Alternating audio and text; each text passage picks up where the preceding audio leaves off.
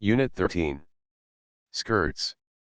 A skirt is a tube or cone-shaped garment that hangs from the waist or hips and covers all or part of the legs.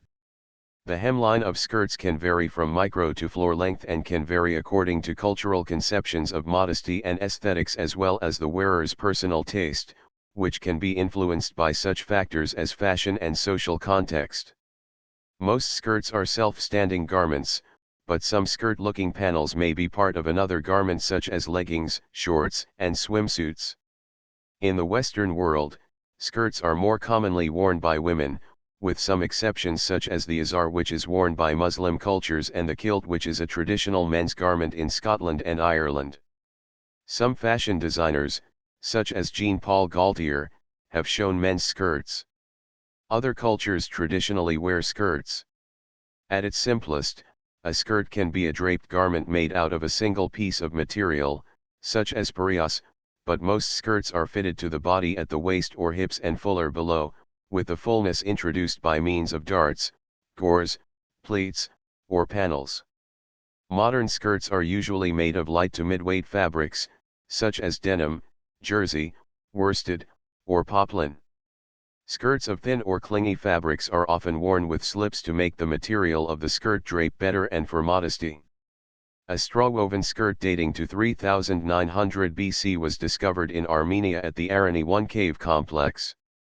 Skirts have been worn by men and women from many cultures, such as the lungi, lehenga, kanga, and sarong worn in South Asia and Southeast Asia, and the kilt worn in Scotland and Ireland. In the Middle Ages, some upper-class women wore skirts over 3 meters in diameter at the bottom. At the other extreme, the mini-skirts of the 1960s were minimal garments that may have barely covered the underwear when seated. Costume historians typically use the word petticoat to describe skirt-like garments of the 18th century or earlier. During the 19th century, the cut of women's dresses in Western culture varied more widely than in any other century. Waistlines started just below the bust, the empire silhouette, and gradually sank to the natural waist. Skirts started fairly narrow and increased dramatically to the hoopskirt and crinoline-supported styles of the 1860s, then fullness was draped and drawn to the back by means of bustles.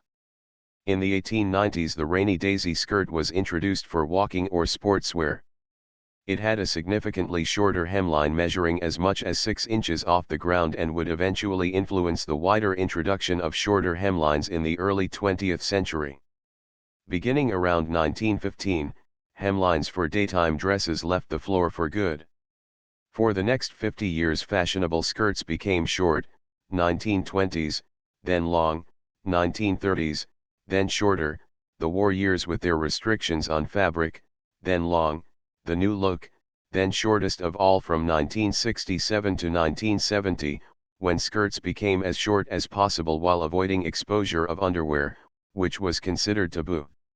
Since the 1970s and the rise of pants/trousers for women as an option for all but the most formal of occasions, no one skirt length has dominated fashion for long, with short and ankle-length styles often appearing side by side in fashion magazines and catalogs.